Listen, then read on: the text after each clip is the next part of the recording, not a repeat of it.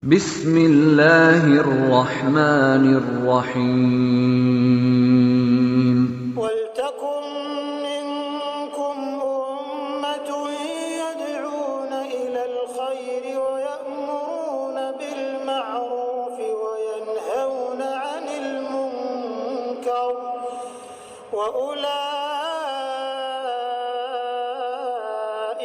هُمُ الْمُفْلِحُونَ. Keutamaan istighfar.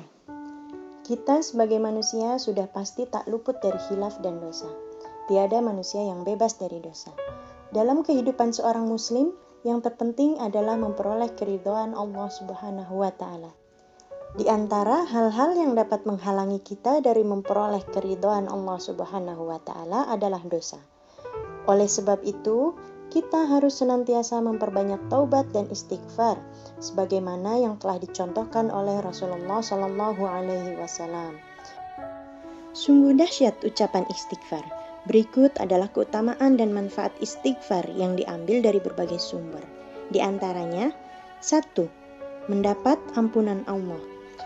Dan barang siapa yang mengerjakan kejahatan dan menganiaya dirinya, kemudian ia mohon ampun kepada Allah, niscaya ia mendapati Allah Maha Pengampun lagi Maha Penyayang. Quran Surat An-Nisa ayat 110. 2. Mendapatkan rahmat Allah Subhanahu wa Ta'ala. Dengan banyak beristighfar, seseorang akan mendapatkan rahmat Allah Subhanahu wa Ta'ala. Sebagaimana firman Allah Subhanahu wa Ta'ala, "Hai kaumku, mengapa kalian meminta disegerakan suatu keburukan sebelum kebaikan? Mengapakah kalian tidak memohon ampun kepada Allah supaya kalian mendapatkan rahmat?" Quran Surat An-Naml ayat 46. 3. Mendapat keberuntungan. Orang yang banyak membaca kalimat istighfar, ia akan mendapatkan keberuntungan, terutama keberuntungan di akhirat. Begitu catatan amalnya banyak istighfar, yang didapatkan adalah keberuntungan demi keberuntungan di fase berikutnya hingga menuju surga. Beruntunglah orang yang di dalam catatan amalnya terdapat istighfar yang banyak. Hadis riwayat Ibnu Majah. 4. Menjadi penyebab turunnya hujan, dilapangkan rezeki dan harta, serta diberi kemudahan mendapatkan anak dan keturunan.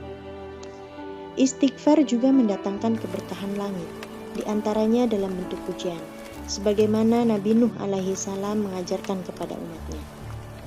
Maka aku katakan kepada mereka, mohonlah ampun kepada Tuhanmu, sesungguhnya Dia adalah Maha Pengampun.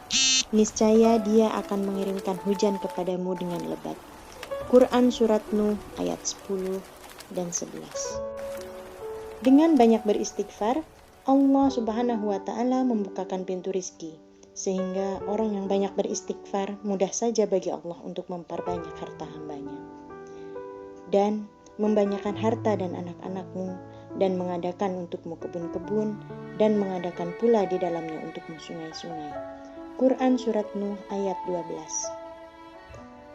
Dalam Surat Nuh ayat 12 tersebut, keutamaan istighfar bukan hanya Allah membanyakan harta, tetapi juga membanyakan anak-anak. Maka orang yang banyak beristighfar, insya Allah akan dimudahkan untuk memperoleh keturunan.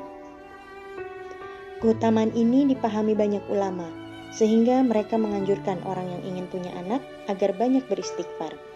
Demikian pula ketika ada seseorang mengadu kepada Hasan al-Basri, karena sudah lama menikah tetapi belum punya anak. Lalu Hasan al-Basri menasihatkan, beristighfarlah kepada Allah. 5. Ditambah kekuatannya.